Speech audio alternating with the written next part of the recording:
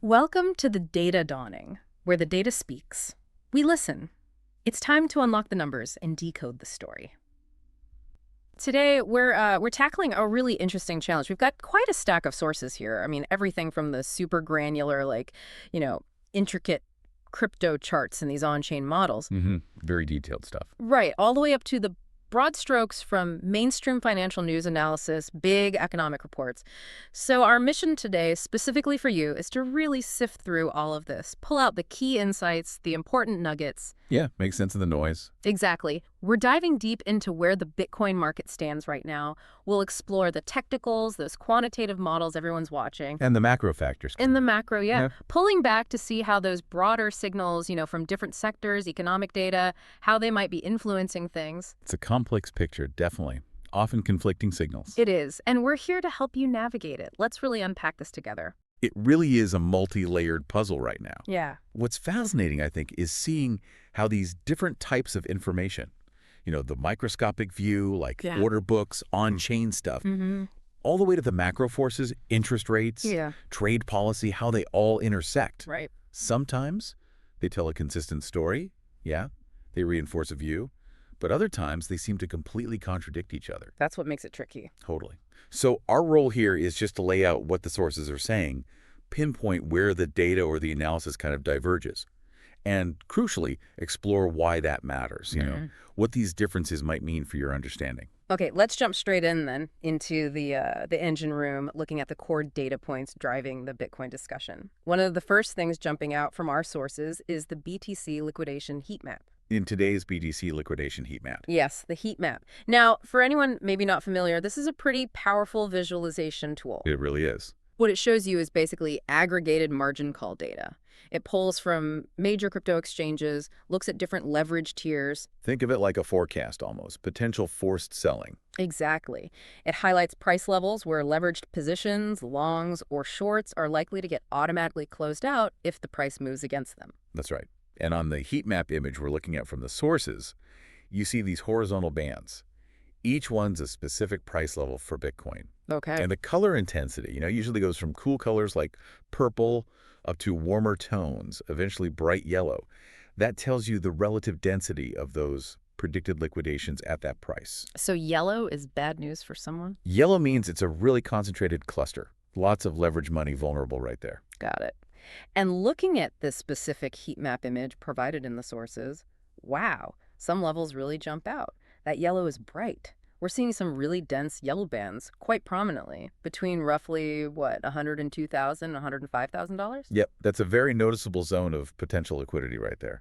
A lot of stops potentially clustered. Precisely. And there's a particularly significant cluster, like a real hot spot, concentrated right around the $105,000 mark itself. Okay. But it doesn't start there. If you look higher up the chart, Yeah. you still see that density extending upwards towards $108,000, and even reaching up near the top of the range shown, around $110,000. These are all levels where, based on the data, a lot of leveraged positions would get liquidated if price ran up into them. So it's not just lines on a chart. These zones represent real capital, real positions at risk. Absolutely. And the idea is these levels can act like magnets, right? Price might gravitate towards them. That's one theory, yeah. Yeah. Triggering those liquidations can create a cascade, add momentum to the move. Or the opposite, exactly. They can serve as latent support or resistance. Wow. Big players might look for these areas to fill large orders because the volume is there. So sometimes that volume absorbs the pressure and price reverses. Okay, so it cuts both ways. But it's crucial to remember, as one source, Conquer Trading and Investing points out, this kind of heat map forecasts where liquidations might begin doesn't tell you where they end, right? That's a key distinction. If a big cluster gets triggered, the forced selling or buying if it's shorts getting liquidated, Right. that can push the price well beyond that initial trigger point. Fuel on the fire, basically. Because the density shown is relative. Relative, yeah. To the current 24-hour window the heat map covers.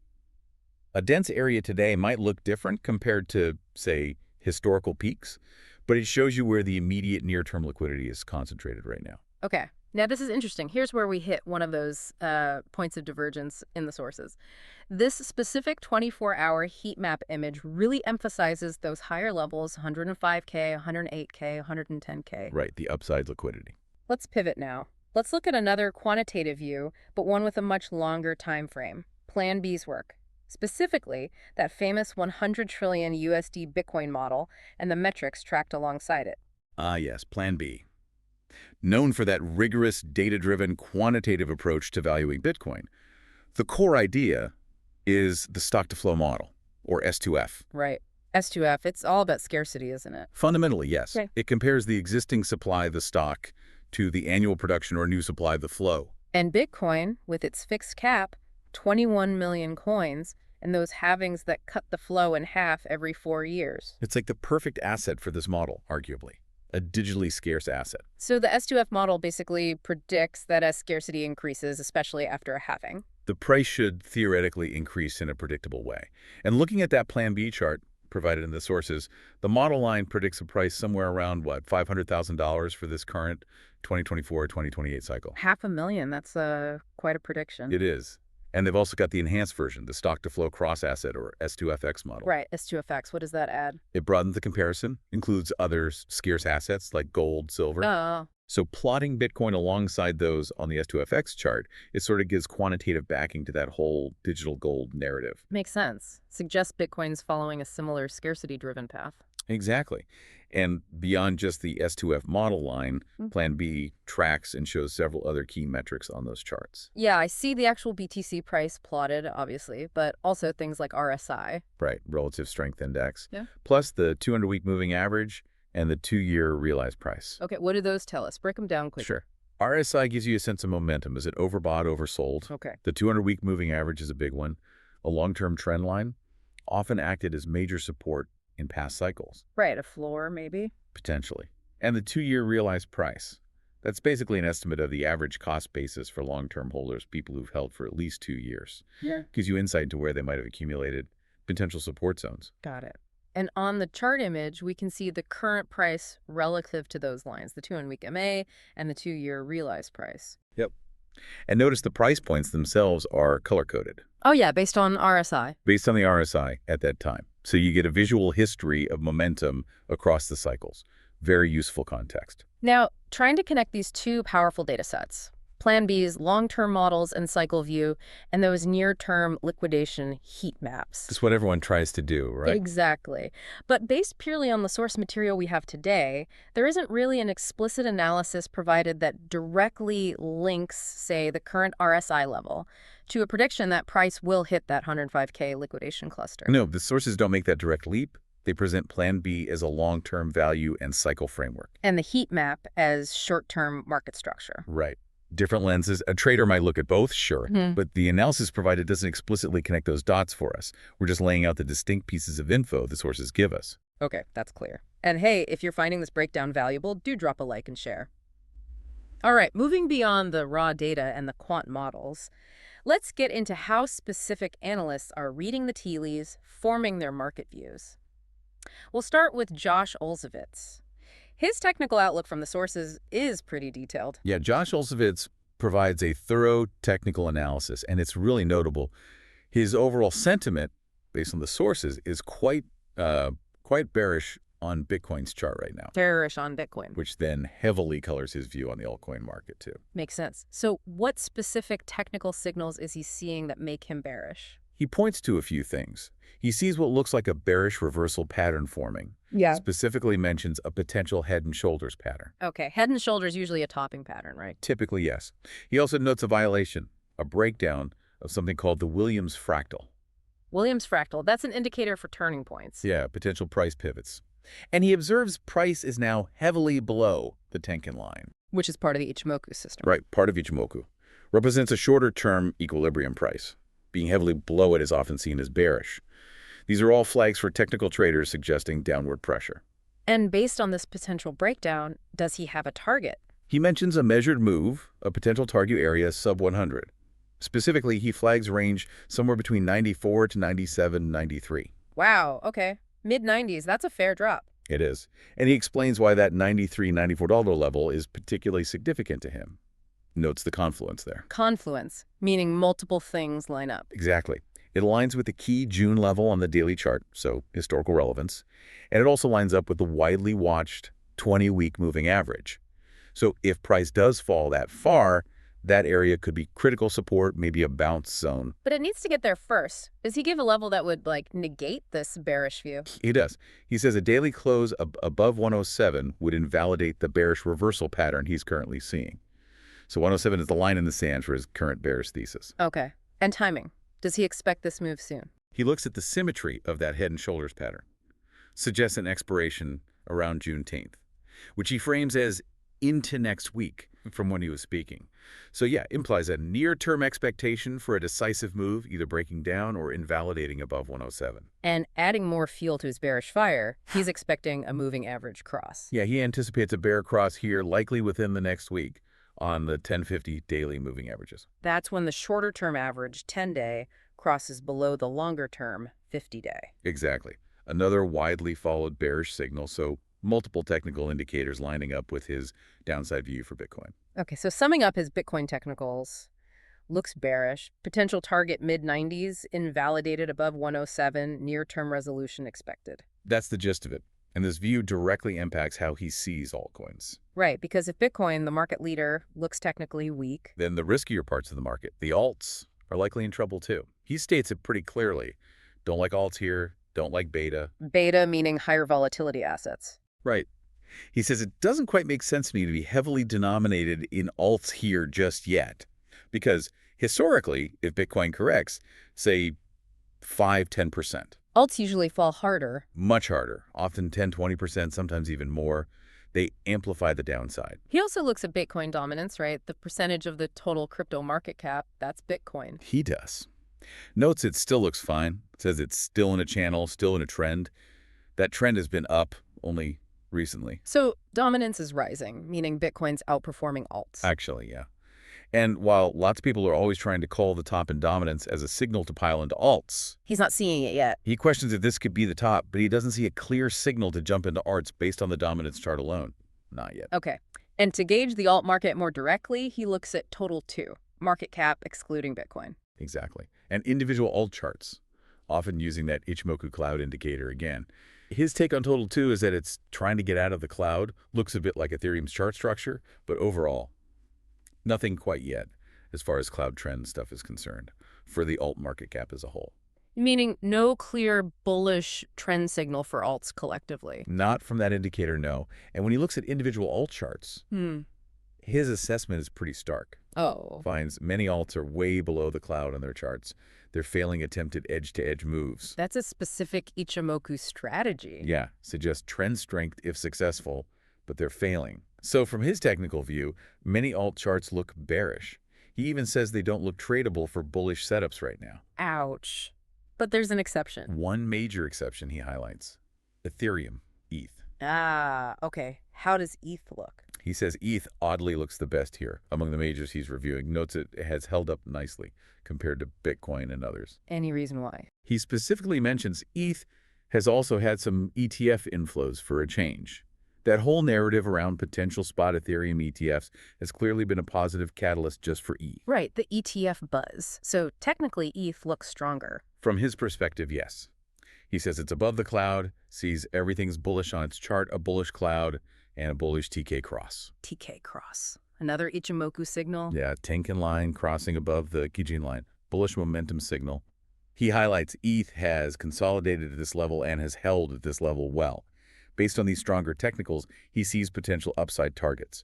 Mentions a move back to an all-time high retest if we break up. Okay, so ETH is the standout. Does he offer a trade idea? For ETH longs, yeah. He suggests a potential stop loss based on daily Williams fractals at 2467, a specific level for risk management if someone trades ETH based on its relative strength. Got it. And then he does a rapid-fire round on other alts. Yeah, quite a few. Let's run through them quickly based on his technical take. Ripple, XRP. Stuck in the range since December. Nothing to do here until it breaks 260 up or down. Solana, SOL. SOL. Gave it all back quickly after a run. Stuck in this range, stuck in the cloud. His verdict doesn't look bullish. Doge. DOGE. Same exact chart as SL. Nothing to do there. Vartcoin. Massive run up. Needs to cool off. Wouldn't touch it. Sweet. Potentially problematic looking head and shoulders fractal. Not bullish. Link. Looks like Sol and Doge. Not for me. But AVOIF. Looks like Pepe. Needs more time. TAO. PO looked decent before, now kind of curling down. He says don't love it, don't hate it, but it looks better than most things. Mentions a possible inverted head and shoulders, maybe buying pullbacks near 300, 320, but it sounds like low conviction. Curve, CRV, gone nowhere, calls it a bunch of nothing burgers. Cardano. Yeah. AVA, same thing as Ripple, stuck, nothing to do, looks more bearish than bullish. AAV. AAV looks okay on the DeFi side. It's ETH adjacent, looks decent. Notes it's a bit overbought relative to the TK lines. Suggests a stop loss below the cloud at 238. Athena. Yeah. ENA, described as a trade that was a disaster. Broke into the cloud, stalled, night down. He's just waiting on it. Maker and Caver. Yeah, compares it to Monero. Notes it trades differently, has a history of non-correlation. Says it looks okay, maybe bottomy on the Maker BTC chart. Thinks it deserves more attention than anything else among the alts reviewed. Interesting non-correlated pick. Pax Gold. Yeah. PXG. That's tokenized gold. Exactly. You mentioned PXG as a non-stablecoin place to hide out if you want less crypto volatility. Says gold looks okay. The chart looks better than most alts. And notes BTC and gold never move together, suggesting it offers diversification. Interesting. He also looked at some sector indices, like Layer 1's DeFi. Quickly, yeah. Reviewed some Kraken Pro indices, Layer 1's DeFi, privacy, Layer 2, DEX, utility tokens, mostly negative or flat over the past week. Broad weakness. Looked at the culture category too, LTST, APE, etc. Called it kind of just whatever. Said one coin, LPT, was doing all the heavy lifting for that index while others lagged. So wrapping up his technical view on crypto. Pretty decisive. All coins generally look awful to me, and Bitcoin itself looks ready for a reversal down. A strong argument for near-term caution, especially on alts. And he contrasts that with traditional stock charts. Yeah, says he feels more confident taking those setups on certain low to mid-cap legacy charts than in crypto right now. Finds some traditional charts look okay or even phenomenal. That's a pretty clear divergence in outlook. And folks, if you want more deep dives like this, breaking down different analyst takes, make sure you subscribe to the Snippet Labs YouTube channel. Okay, let's pull back now. Away from the specific crypto charts, let's look at the bigger picture, the macro stuff.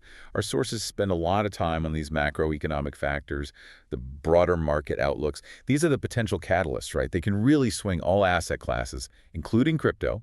Sometimes they just override the technicals. Absolutely. And a major focus right now, according to the sources, is the U.S. jobs picture, especially with the big non-farm payrolls report due today, Friday, June 6th. The ADP payrolls data, which came out just before, is seen as a potential clue. Right, the ADP report, that's private sector jobs. It came in well under estimations. Reported only, 37,000 jobs created? Versus expectations of 111,000. Big miss. Huge miss. Yahoo Finance covered that. And Conquer Trading and Investing points to this weak number as a potential warning shot about the U.S. jobs market. Suggests things might be softening under the surface. So for the big one, the non-farm payrolls covering private and public sector economists were forecasting slower growth compared to April. Expectations were around 126,000 jobs being added, unemployment rate holding steady at 4.2%, hourly wages ticking up just 0.3% month over month. That's based on Yahoo Finance. Conquer Trading and Investing specifically mentioned that a low bar has been set for this NFP number, given that weak ADP report and the lower forecast. Right. So that sets up the key question for the market. Do we get a beat better than these lowered expectations? Or does the report confirm further weakening data? The answer could really shift sentiment and Fed expectations. And that brings us right to the Fed. According to Yahoo Finance, the market's intense focus right now is less about the rates themselves. Yeah, less about the level of rates. And more about what they're saying. Everyone's looking for the catalyst that moves them to cut rates. They're hunting for the trigger. What finally makes the Fed pivot? Exactly. And the market's already trying to price some cuts in, right? Based on futures markets, yeah. Yahoo Finance mentions the market is pricing in about 50 basis points of cuts to the end of the year. So expectations have definitely shifted towards easing later this year, probably anticipating economic softening, maybe signaled by jobs data like this. Now, we also get a view from Peter Schiff via Conquer Trading and Investing. He sees potential Fed rate cuts as a pretty big deal. He does. He specifically looks at a hypothetical 50 basis point cut, which isn't the base case right now, but if it happened, he says that echoes policy from the Great Recession era. That was the last time they cut by that much initially. Okay. And his takeaway? Based on that, he says there's no doubt that QE, quantitative easing, expanding the Fed's balance sheet, will restart at the latest by the first quarter of 2025. A return to money printing, basically. Interesting. But Conquer Trading and Investing offers a slightly different take, a nuance. Yeah, a counterpoint. They agree the balance sheet will likely, again, they call it QE by another name, Yeah. but they don't necessarily see a massive 2020-style expansion. They suggest maybe more like we saw in 2019, which was more about supporting market liquidity, less about emergency stimulus. Okay. They also point out Fed Chair Powell mentioned QT, shrinking the balance sheet, could potentially continue even while they cut rates, though the next major policy shift would be stopping QT and moving back to expansion. And the timing on that. They speculate maybe after the U.S. election. It's politically sensitive, of course. This whole Fed policy discussion loops back to the crypto cycle, doesn't it? It does. Conquer Trading and Investing draws a parallel. Notes that during the last Fed cutting cycle, back in 2019, Bitcoin's price actually started channeling downwards. And then it dropped over 50% before, the pandemic. And massive stimulus changed everything. So they're suggesting a similar pattern could happen now, as the market anticipates cuts or the Fed actually starts cutting. They suggest a similar behavior might potentially develop. That initial phase of a cutting cycle could be tough for risk assets before any later stimulus kicks in. And this relates to that banana zone concept. Yeah, the term popularized by Raoul Pal, referenced by Conquer Trading and Investing, describes that phase of just aggressive vertical price action for Bitcoin. Right. But the source is cautious about it happening now. Conquer Trading and Investing expresses caution. They think many might get faked out by early rallies. Their view is the real banana zone, the truly explosive move, only happens when monetary policy is fully aligned, aggressively expansionary. Which they imply isn't the case right now. Exactly. They warn about FOMO, fear of missing out, and too much leverage coming in during potentially unsustainable rallies. Need the policy backdrop first. That's crucial context on Fed policy and cycles. And hey, if this macro breakdown is helpful, please drop a like and share. Okay, beyond jobs and the Fed, our sources also flag tariffs and trade tensions, big market catalysts. Maybe even more impactful than Fed rates right now, according to some Yahoo Finance analysis. Yeah, that's an interesting point. And there have been some recent developments, U.S.-China trade specifically. President Trump apparently had a very good call with President Xi Jinping focused on trade. Teams are now expected to meet soon. So, signs of a thaw. Yahoo Finance calls it at least a thawing, a potential step towards de-escalation, maybe negotiation, which the market usually likes. But the details are still fuzzy. Very fuzzy. Example given. Rare earth minerals, crucial for tech. Trump claimed progress on the call, China's official statement. Didn't mention it, didn't claim the same progress, according to Yahoo Finance. So talking is one thing, agreeing is another. Exactly. Shows concrete agreements might still be a ways off. And the potential impact of tariffs on specific U.S. industries is a concern too. Aviation, for example. Right. The CEO of Breeze Airways, interviewed on Yahoo Finance, argued tariffs on aviation goods could make the U.S. lose big time because the U.S. is a net exporter in that sector. He's confident his specific planes, Airbus A220s assembled in Alabama, are safe due to contracts. But he stressed the whole industry needs an exemption to avoid harming U.S. exports. And it's not just about goods, right? The uncertainty affects consumers. For sure. That policy uncertainty around tariffs impacts consumer confidence. Could dampen demand for services like travel. That came up in Yahoo Finance interviews. So while there's maybe a slight easing in tensions recently, it's super fluid. The market knows things can change fast politically. Sam Stovall via Yahoo Finance noted politicians could even chicken out on potential deals. Lots of uncertainty remains. Okay, let's shift to U.S. debt and fiscal policy. Linked to that currency debasement theme, Elon Musk comes up here, criticizing a budget bill. Yeah, Yahoo Finance highlights Musk as a major critic of a recent Trump-backed budget bill. Why? What was his concern? He tweeted about it, said the potential spending in the bill more than defeats all the cost savings achieved by the Doge team, referencing SpaceX cost cuts. He feared it could balloon U.S. debt, adding to the already huge fiscal challenges. Does the CBO agree? The Congressional Budget Office. Well, the CBO estimated the bill could add $2.4 trillion to the deficit over the next decade, according to Yahoo Finance. That's a big number. Oh, but wait, didn't the same report mention tariffs reducing the deficit? Yes, that's the complexity. The report also cited CBO analysis suggesting Trump's tariffs, if they stayed the same for a decade, could potentially reduce deficits by $2.8 trillion. So, conflicting potential impacts depending on which policies stick. Exactly. Highlights how tricky forecasting fiscal outcomes is. And despite Musk's criticism, the bill is likely moving forward. Seems so. Yahoo Finance notes House Speaker Johnson and Senate Majority Leader Thun rejected killing the bill. And there's speculation Musk's frustration might also be linked to EV tax credits. Yeah. Axios reporting cited by Yahoo Finance suggests part of his anger might be about potential cuts to EV tax credits in the bill, which Tesla had apparently lobbied against. Got it. So this whole discussion, government spending, debt levels, it circles back to that core bullish case for Bitcoin, right? It does. Conquer Trading and Investing describes keeping a debt-based system going as needing ongoing debt creation, a mathematical certainty, which inherently involves currency debasement over time. And that ongoing debasement of fiat, that's seen as one of the two key long-term bullish drivers for a scarce asset like Bitcoin. Makes sense. And for more quick updates on market-moving news, follow us on Twitter at Snippet Labs. Okay, let's zoom back in a bit now. Let's spotlight some specific markets, industries, consumer trends that popped up across the sources. These give us snapshots, right? Yeah. Where's the money flowing? What headwinds or tailwinds are hitting different sectors? How are economic shifts playing out on the ground? And the tech sector, especially AI, is still front and center. Dominant theme for sure.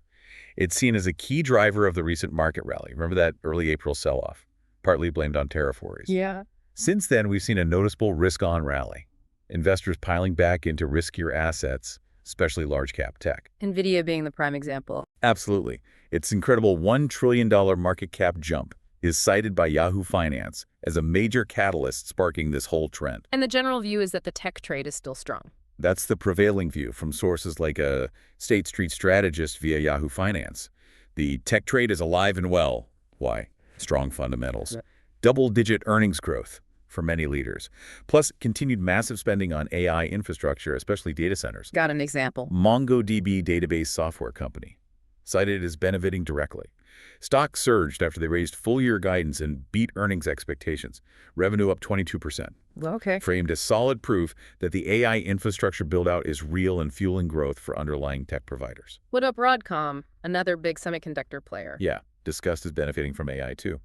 Stock hit new all-time highs ahead of its recent earnings, riding a 6-day win streak.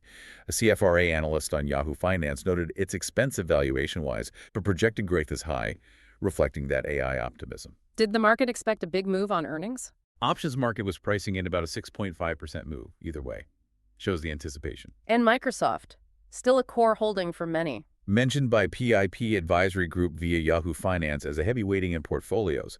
One of those few names where concentration risk might be deemed acceptable due to its dominance, cloud growth, AI integration. Interesting flip side, though. AI impacting jobs. Yeah, the sources touch on that potential downside. Citigroup cutting 3,500 tech jobs in China is cited. And there's speculation discussed on Yahoo Finance. Is AI making IT folks much more efficient?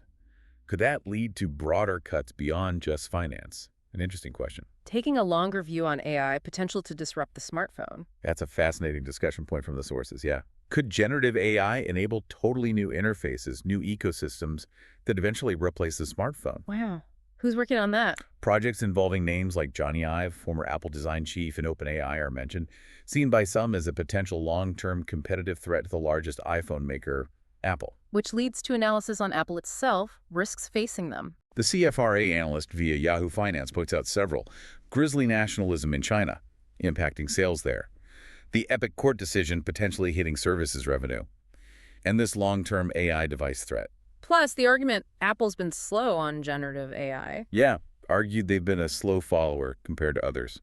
And that Apple needs a big iPhone replacement cycle for the stock to work well. But that's not expected in the next 12 months. So the conclusion is? Based on all those risks, the analyst suggests investors might think about selling their Apple shares, moving to the sidelines. A pretty bearish call on a market giant. Definitely notable. And remember to subscribe to the Snippet Labs YouTube channel for more analysis cutting through the noise like this. Okay, shifting from tech, airlines and travel also get some attention. Gives us clues about consumer spending, industry pressures. Right. Wizz Air, the European budget airline, struggling. Yeah, stock plunged after reporting annual operating profit dropped over 60%. Big hit. Blamed on things like plane groundings for repairs, high costs like fuel hedging. Really underscores those thin margins for budget carriers, seen as a potential warning sign for others in that space. But Breeze Airways is presented differently, a different model. Yes, their CEO was on Yahoo Finance. explains their focus. Non-stop flights, often long ones, 6+ hours, connecting underserved routes others don't fly direct. And their pricing, trying to be more transparent. That's the aim. Tiered bundles, basic to first class, clear upfront costs. Trying to avoid that nickel and dimed feeling. They report strong customer satisfaction and say repeat flyers often buy up because they see the value. The impact of travel bans came up too, affecting international travel. Yeah, the Brink CEO mentioned takeoff factor. Yeah. Policy decisions like bans can deter non-U.S. residents from visiting the U.S. Hits airlines with international networks. Specifically noted Canadians aren't visiting the U.S. in the same numbers. Impacts cross-border travel. Yeah, President Trump's recent travel ban was discussed. Described in a Yahoo Finance report as part of a broader immigration crackdown, framed by proponents as addressing vetting concerns. Applies to 7 nations. But the report added key context. The suspect cited by the president in the Boulder attack was not from one of those countries. Also noted pushback is expected, potential legal challenges on constitutionality. Got it. Let's touch on financials, mentioned as a sector to watch. Yeah, possibly benefiting from M&A, potential deregulation under the current administration. That was commentary from Yahoo Finance. Citigroup again, mentioned for job cuts, but also cheap. Highlighted as looking really cheap on a price-to-book basis, trading at just 0.7 times book value, described as the lowest ratio among major banks, suggests potential undervaluation. And SoFi, what's interesting there? Noted as a specialty lender. Fastest growing area for them now. Not student loans, but credit cards and unsecured personal loans, seen as adapting well to customer needs. Their commentary is viewed as giving useful insights into consumer credit health and the economy. Okay, let's connect back to crypto for a sec. A specific concern raised in one source. Paper Bitcoin. Yes, this was a significant point from Conquer Trading and Investing. The concern that the physical Bitcoin price might be getting suppressed by selling of paper Bitcoin derivatives, maybe IOUs, not fully backed. Compared to the gold market. Directly compared to historical accusations of manipulation in gold, where big players allegedly used paper contracts to suppress the price, resulted in lawsuits, fines. So raising questions about proof of reserves at crypto platforms. Exactly. And noting recent changes in terms of service about rehypothecation, lending out customer assets, mentions figures like Saylor, Mahler's recent platform term changes. The strong emphasis is don't trust, verify. Hold your own keys, basically, especially with these concerns. But despite those historical gold manipulation concerns, gold eventually had its run. That's the point made, yeah. Even after a frustrating decade for gold holders, the bull market eventually began. And comparing Bitcoin and gold market caps is revealing. Very. Conquer Trading and Investing highlights gold as a $22 trillion asset class. Huge. The biggest, Bitcoin. Currently only a $2 trillion asset class. Much smaller. So the thesis is Bitcoin takes market share from gold. That's the expectation from this view. Bitcoin is headed and going to take a significant share of gold's market cap.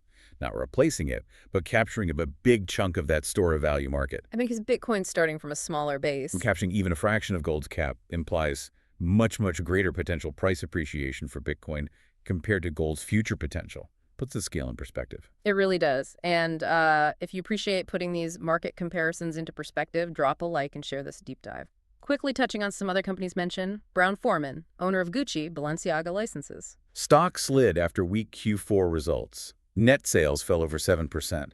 Also reportedly talking about selling their big Fifth Avenue building in NYC, maybe raising cash or shifting strategy. DJT, Trump Media. Share sliding, noted by Yahoo Finance. Procter & Gamble. Also announced restructuring. Cutting 15% of non-manufacturing workforce, shares were down year-to-date and on the day. Consumer staples, giant making cuts. Now, interestingly, Josh Olszewicz, the crypto analyst we discussed, he actually felt better about some traditional stock charts right now. Yeah, he said he was more confident taking those setups on certain low to mid-cap legacy charts than in crypto currently. Find some look okay or better. Which one specifically did he like technically? He highlighted a few. IWM, the Russell 2000 small cap ETF proxy, sees a multi-month inverted head and shoulders setup, calls it phenomenal, looking for potential upside. PayPal. PayPal looks excellent based on good. basic chart patterns. Suggests upside. If IGS, the medical apparel company, described it as a Rivian adjacent chart idea, meaning down all on time, maybe bottoming, had a recent pop. AMD likes a chart. Basic chart pattern above the legacy cloud, using his Ichimoku analysis here, sees breakout potential. Yeah. He also mentioned SOXL, the 3X semiconductor ETF. Just noted, it's usually better to chart the underlying index, like SMH, for technical analysis, rather than the leveraged ETF itself. Leverage drag and fees can distort the picture over time. Good point. We mentioned the gold market cap comparison, but Conquer Trading and Investing also talked about gold's recent performance, called it a super cycle. They did. Said they called a gold supercycle back in March 2023 when gold broke out of a decade cup and handle pattern, a huge long-term bullish formation. Their first target after that breakout was 2,500, and they expect to see 5,000 eventually. And again, that comparison, $22 trillion asset class for gold. Versus just $2 trillion for Bitcoin currently, the core thesis remains. Bitcoin takes significant share, leading to potentially much greater price appreciation for Bitcoin relative to gold over time. Powerful comparison. And remember, for more timely updates and analysis snippets, follow us on Twitter @SnippetLabs. Okay, let's hop over to gaming and entertainment. Summer Game Fest is kicking off. Yeah, big industry event. Xbox, PlayStation, Nintendo all attending, according to Yahoo Finance. Shows its importance for upcoming game reveals and hardware news. And speaking of hardware, the Nintendo Switch 2 launched today, June 6th. Officially out today, yeah. Reports mention lines forming, lots of buzz. Nintendo's aiming high, expecting to sell 15 million units this year, despite potential economic headwinds. Context is important here. The original Switch, launched 2017, sold a massive 152 million units. Huge success. Broke their old pattern of hit-or-miss home consoles, right? By being a hybrid. Exactly. That handheld TV combo was key. The new one is $449, a $150 price jump from the original.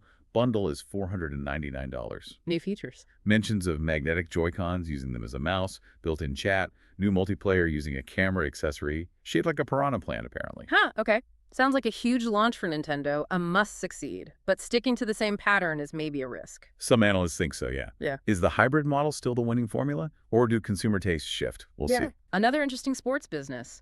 Sail, GP Sailing's answer to F1. Described that way by the Yahoo Finance Sports Report, yeah. Called the Formula One of sailing, potentially the world's fastest-growing sport. What's the setup? 12 national teams race globally on identical high-tech catamarans. These things fly over 60-mile-per-hour, lift out of the water on foils. Fan-friendly events, often in cities like NYC this weekend.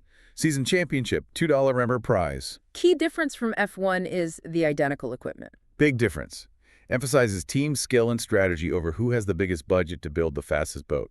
More level playing field. How's the business doing? Profitable yet? Not yet, but expected soon, maybe 1 or 2 years. Revenue projected $100, $150 this year. Multiple streams.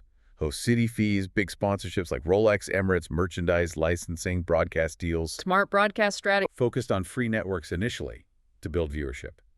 Paid off. A race in Spain got 1.78 M viewers, most watched sailing race in 30+ years. They're also selling teams, 40-60 M each. Buyers take on $10 in annual running costs. Ryan Reynolds bought the New Zealand team, apparently, seen as having quite a long runway for growth. Interesting model. What about Topgolf? Their CEO discussed the business post-Callaway split. Yeah, focuses on the venue experience, driven by their playmakers, the staff interacting with guests, emphasize repeatability of their model. How are they handling potential consumer spending slowdowns? Strategy involves bringing value through promotions. Sunday fun day for families, TG nights, half-off deals midweek. These are driving traffic, filling the box up. Also focused on efficiency, margin expansion reportedly up 400-500 basis points in 5 years. And tech investments, using TopTracer. Leveraging that tech heavily for games and experiences. Partnerships with brands like Sonic, Captain America, Fantastic Four coming. Planning sports partnerships too, using tech against big properties to create unique engagement. Now connecting this to broader economic data, slowing price increases for goods, but more softening for services. That point was raised, yeah. Potential sign of falling demand for services spending. The Topgolf CEO was asked how they plan to handle that potential slowdown, a key challenge for experience-based businesses. Definitely something to watch. And if you find these sector spotlights valuable, please drop a like and share. Finally, let's touch on consumer trends and social issues. The rising cost of caregiving is a major one highlighted. Huge impact on families. According to a Care.com rep via Yahoo Finance, 40% of household expenses today go to caregiving, and 22% go to childcare alone. Staggering numbers. And the cost increase is dramatic.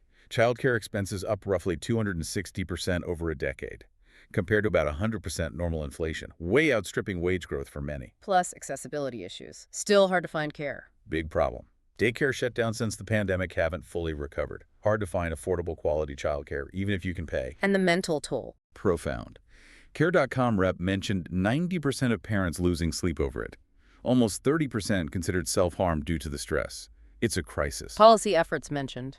Any help coming? A bill offering $1,000 per child, access to a MAGO account, was mentioned, but argued that might not fix the deeper entrenched issue of cost and access. What about existing tax credits? The standard child tax credit is going up $2,000 to $2,500 per child in the new bill. But the Child Dependent Care Tax Credit, CDCTC, is the only one directly tied to actual child care costs. Argued it needs more work, hasn't kept up with inflation. So Care.com is proposing something new. Yeah, a working family savings plan, like a 401k, but for childcare. Pre-tax savings, portable between jobs. Interesting idea. This whole discussion raises a bigger societal question, doesn't it? Economy versus family support. That tension was discussed. Do we need future generations for the economy, but are we adequately prioritizing familyhood and belonging? Suggestion that future generations really have a hang-up because maybe we may have lost the prioritization of that in favor of economy. A fundamental challenge. Definitely food for thought. And don't forget to subscribe to the Snippet Labs YouTube channel for more discussions that connect market trends to broader societal issues. Okay, let's try to pull some of these threads together now. We've seen a lot of conflicting signals, different viewpoints. Let's look ahead at the potential outlooks discussed. Absolutely. It's quite the mix. On one side, you've got Bitcoin technicals, an analyst like Josh Olszewicz making a detailed, compelling bearish case. Chart patterns, targets in the mid-90s, suggests a rough near-term path based purely on TA. But then you have those liquidation heat maps showing significant liquidity clusters higher up, 105K, 108K, 110K. Potential magnets pulling price up. Right. And the broader conquer trading and investing analysis, while cautious short-term, still talks about the potential for a major breakout eventually. Exactly. So there's this real tension. You've got the huge upside potential suggested by long-term models like Plan B predicting $500 this cycle. And even more ambitious targets mentioned by, quote, general people, 130K, 150K, even $200 Ks this year. Right. That optimistic sentiment is out there. But then you weigh that against the serious near-term risks flagged by the cautious analysts and macro watchers. Like what? Remind us. Potential yen carry trade unwinds causing fragility, port strikes, weakening U.S. economic data, job market may be deteriorating, risk of a U.S. equity market correction dragging everything down, and ongoing uncertainty from tariffs, trade policy. It's a long list. Conquer Trading and Investing specifically mentioned Bitcoin could see a correction over the next 6 to 9 months if U.S. data weakens. They did. If U.S. hard data keeps softening and risk assets feel the pressure. They noted the April low in U.S. stocks, like the NASDAQ correction. 30%. Yeah. They think that low might be challenged again. Stocks could revisit or break below those levels. And if that happens, Bitcoin wouldn't be immune. very unlikely. Yeah. Bitcoin would probably face significant downside pressure, too, in that scenario. But they also offered a kind of silver lining to a correction. A counterintuitive one, yeah. Yeah. The argument is a significant pullback, clear signs of economic weakness that could hasten the timeline until we see monetary policy actually aligned with Bitcoin. Meaning it forces the Fed's hand towards easing faster. Exactly. In their view, you need that aggressive, stimulus-driven monetary policy for the real explosive banana zone upside. A correction by triggering that policy response sooner could, ironically, speed up getting to the conditions needed for the big move. Interesting take. So near-term pain for long-term gain, potentially. That's the idea. They see a lot of uncertainty between now and, say, 12 months out, but ultimately believe Bitcoin and risk assets are likely higher than it is today a year from now. Just expect volatility in between. And that global central bank divergence adds complexity. The yen situation. Hugely relevant again. The yen has been strongly bid recently, buying pressure, strengthening. If the Bank of Japan hikes rates while the Fed is cutting, that could unwind more of that global carry trade. Borrow cheap yen, invest elsewhere. Unwinding that causes volatility. Can cause significant volatility. Yeah. Makes global markets very fragile. Conquer Trading and Investing calls this phase of the cycle the most difficult time to maneuver. What about China? Still a factor. Described by one source as a slow-motion deflationary train wreck since late 2021. Not a pretty picture. Authorities there seem to be providing just enough liquidity to prevent collapse, but not really trying to pump it up with massive stimulus unless things are breaking. But could big stimulus come later? The sources suggest maybe. A huge $2 trillion actual bazooka of liquidity from China could come eventually. End of year, Q1 2025 maybe. That kind of injection could carry and lift markets globally. But the key point It's not happening right now. Current stance is measured intervention, not aggressive support. Now, there's also this disconnect, market behavior versus the economic data. Markets seem resilient. Yeah, Sam Stovall via Yahoo Finance noted how the market seems to be ignoring or quickly shaking off the tariff uncertainty. Likened it to a ping pong ball dropping on a table. First shock is biggest, like the April low. Later impacts get smaller bounces, market gets desensitized. Maybe. And Morgan Stanley PM, also via Yahoo Finance, observed the market is not down on the weak data. Recently, ADP, ISM services, jobless claims. The thinking there is maybe weak expectations are already embedded in stock prices. Market anticipated some slowing, so confirmation isn't a huge shock unless it's way worse. And historically, markets recover quickly from manufactured corrections, like tariff scares. Stovall pointed that out, yeah. Corrections driven by policy or politics, not deep economic rot, tend to bounce back faster. He also mentioned that classic market adage, prices lead fundamentals.